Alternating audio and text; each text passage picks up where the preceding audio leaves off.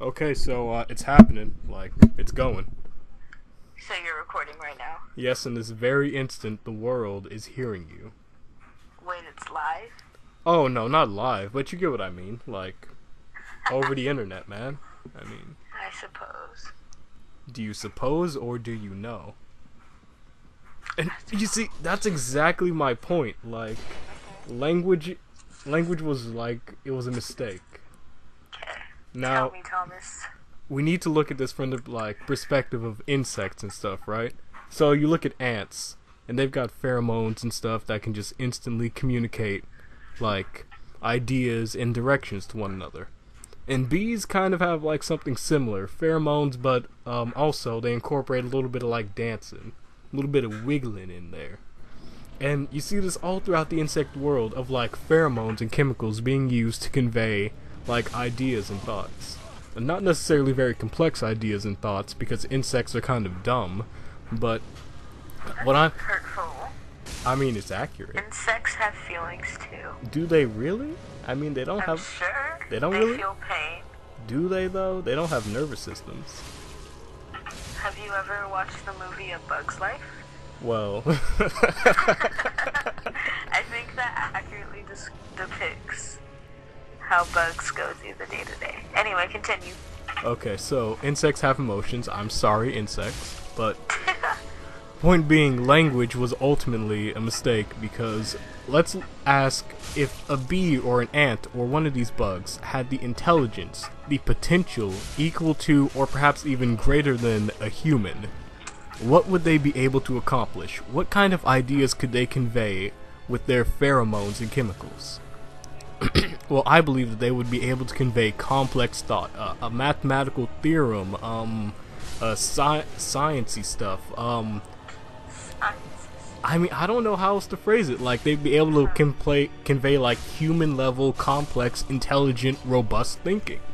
And all of this instantly through chemicals, or perhaps even if, like, because what I'm saying is that where we decided, like, our choice on, like, the evolutionary timeline, I guess you could say, where we decided to go down the path of verbal communication, I say we should have taken a turn at telepathy of some kind, or perhaps something a bit, maybe like a bit more rudimentary telepathy, you know? Like, because ultimately, like, language, verbal communication, it hinders us. I mean, just like how we were talking about earlier, you know, when she said, I forget, you said like, I suppose, and I'm like, do you suppose or do you know? Like these weird little discrepancies where words can't necessarily describe something. Like, how would you describe nothingness? You'd say it's like, okay, it's like a void, it's like blackness, but ultimately you're using something to describe nothing, and that's inherently inaccurate. So, I'm not sure. Let's say we did go down this evolutionary path in which we did not use words to communicate. Would we be at the same advanced level as we are today? Because if you go back to caveman times, or the stereotype in which I remember caveman years, right? They just use like grunts and like non-verbal communication, and they didn't really get much done. What did they create? Fire, the wheel. But what have we created through, not exactly through language, but like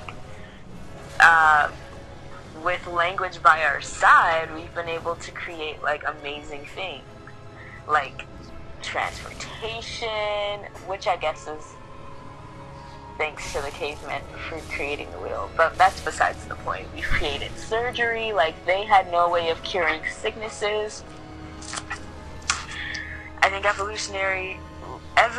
evolutionarily speaking, language was as good as it can get, because although there are discrepancies in which like we can't really explain how we're feeling, like no one can accurately describe a feeling. Like, how do you describe that you're sad? Oh, I have a heavy heart, I can't move, right? But that doesn't really describe sadness, okay? You have me there. You can't really describe something to the point of like accuracy, but like we've moved so much further than that. And we really have. But, you know, if you ask me, grunting in like caveman speak, that's still sort of verbal communication. It's like audible, you know? Like if like Kronk goes ooga booga, and then and then Rocky over there, he hears it like he's hearing that with his ears, not with his mind. Okay. Maybe. But you know, ultimately, this is just sort of a bit of a thought experiment, just sort of a jumping off point for you, you know, the viewer, to maybe think about it, maybe talk about it in the comments, maybe send people emails, who knows. Send the CIA. No, who spies on us? The NSA? Yeah, those guys. Send the NSA emails. Like, bro, should we continue speaking? Yeah, tell the NSA to work on, like, telepathic mind gear. Yeah.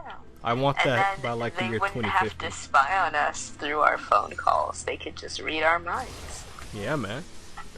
But anyway, thank you for listening, and thank you, Chia, for being here. Can you see me on video? Because I look gross. Oh, nah. I don't really have, like, a camera. You're just, like, talking into a mic. Yay! Over, like, footage or something, so... Okay. Yeah.